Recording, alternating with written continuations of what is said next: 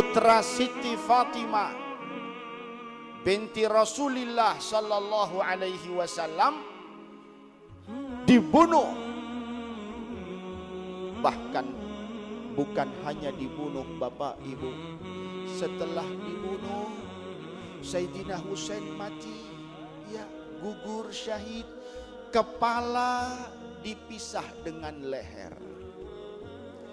Lalu kepala dibawa keliling,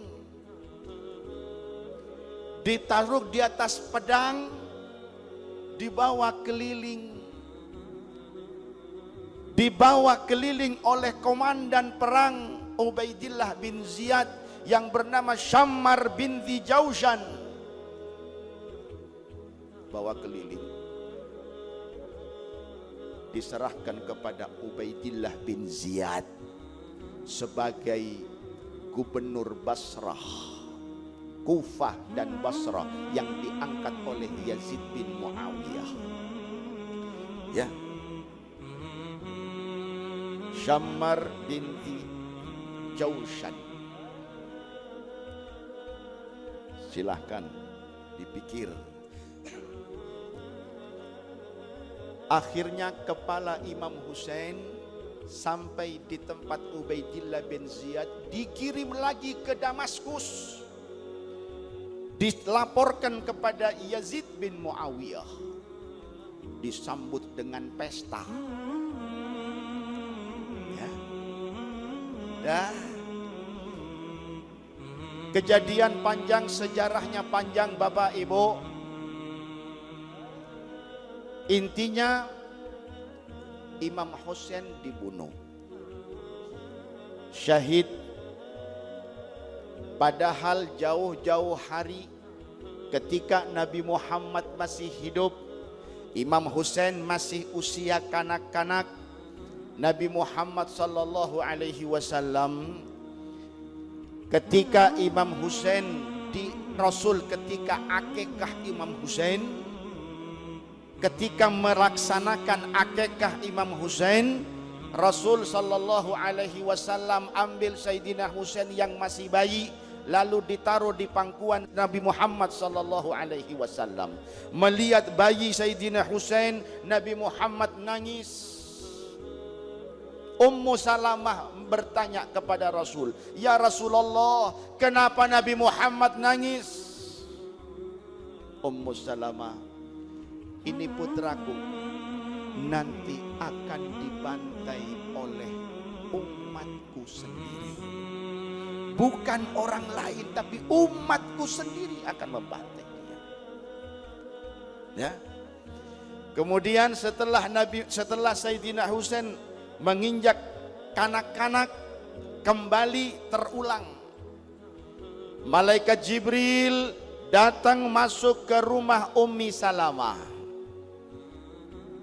Lalu Nabi perintahkan kepada Ummi Salamah, "Ya Umma Salamah, amsiki albab." Ummu Salamah, tolong jagain pintu, jangan ada yang masuk. Aku akan temui malaikat Jibril. Nabi temui malaikat Jibril. Tiba-tiba Sayyidina Husain yang masih lucu, dia masuk, dihadang oleh Ummi Salamah. Tapi maklum namanya anak kecil, dia lolos dari Ummi Salamah dan lari ke pangkuan Nabi. Nabi diam, dirangkul, dipeluk oleh Nabi Muhammad sallallahu alaihi wasallam dan didudukkan di pangkuan Nabi Muhammad sallallahu alaihi wasallam. Jibril bertanya kepada Nabi, "Ya Muhammad, man hada?" Siapa anak ini Muhammad? Nabi jawab, "Hadza ibni, ini adalah putraku." "Atuhibbuhu ya Muhammad, apakah kamu cinta kepada dia Muhammad?" Nabi jawab, "Na'am, ya, saya sangat mencintai anak ini Jibril." "Ama inna ummataka sataktuluhu." Muhammad, ingat, umat kamu nanti akan bunuh dia. "Wa in syi'ta araituka al-ardha allati qutila biha." Kalau kamu mau Muhammad, aku akan tunjukkan sekarang tanah di mana anak ini nanti akan dibantai. Malaikat Jibril ambil tanah Bapak Ibu, diserahkan kepada Nabi. Nih, disinilah, di tanah inilah nanti Husain akan dibunuh. Ya, Nabi cium, Nabi serahkan kepada Ummi Salamah. Ummi Salamah, ini tanah disimpan, dibungkus di dalam kain oleh Ummu Salamah, diikat, disimpan. Sabda Nabi, ya Ummu Salamah, nanti pada saatnya itu tanah akan berubah menjadi darah. Kapan itu? Nanti setelah sekian tahun Nabi Muhammad wafat, Sayyidina Abu Bakar wafat, sampai Sayyidina Husain, ya Ummu Salamah masih ada. Ya. Begitu Sayyidina Husain berangkat ke arah Irak, disitulah Ummu Salamah mulai, inni atatabba'u hadihi, aku tunggu perubahan tanah ini menjadi darah, aku tunggu dari zaman Nabi. Begitu saatnya dibantai, ini berubah menjadi darah. Yang jelas Bapak Ibu yang dimuliakan Allah Subhanahu wa taala, Nabi Muhammad bersabda, ahabballahu man ahabba Husainan. Allah mencintai kepada orang yang mencintai Husain. Husain minni wa ana minhu. Sabda Nabi, Husain darah dagingku. Husain dari Nabi. Terus keutamaan tentang Sayyidina Husain. Yang jelas Bapak Ibu, masalah Allah akan cinta kepada orang yang mencintai Imam Husain. Nah, ini dijadikan alat untuk menggoyang akidah ahli sunnah wal jamaah. Bagaimana? Sekarang banyak yang datang ke rumah-rumah ahli sunnah wal jamaah dengan mempromosikan cinta ahlul bait, cinta keluarga Nabi, madhab keluarga Nabi.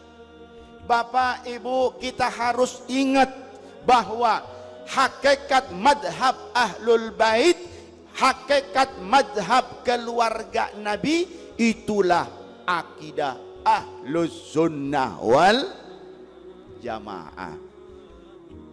Mereka hanya promosi, ya, dengan mempromosikan cinta ahlul bait, cinta kepada keluarga Nabi, cinta kepada Imam Husain.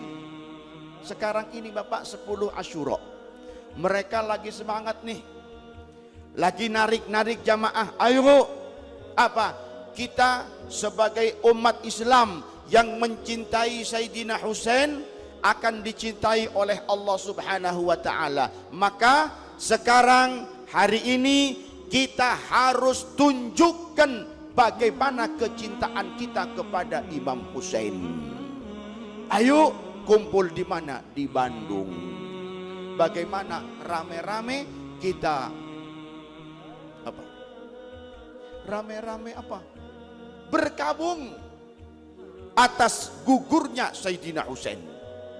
Kita diajak berkabung. Sebagian dari kita ada yang berangkat pul di Bandung, terus apa yang mereka lakukan?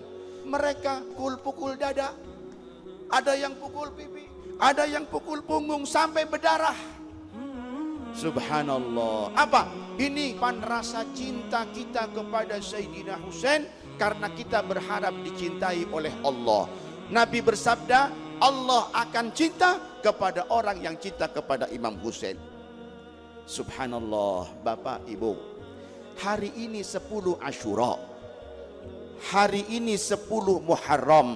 Betul, Imam Husain gugur hari Jumat 10 Muharram. Dan kita umat Islam boleh bersedih, boleh. Tapi bersedih itu juga ada batasnya. Bukan terus kita lepas, tidak. Harus ada batas. Ketika Nabi Muhammad diuji oleh Allah Subhanahu wa taala dengan putranya Ibrahim, putra Nabi yang bernama Ibrahim wafat, di situ Nabi Muhammad sallallahu alaihi wasallam bersedih. Nabi teteskan air mata. ala innal aina tadma wal qalbu yahzan wa inna li firaqika ya Ibrahim la mahzunun.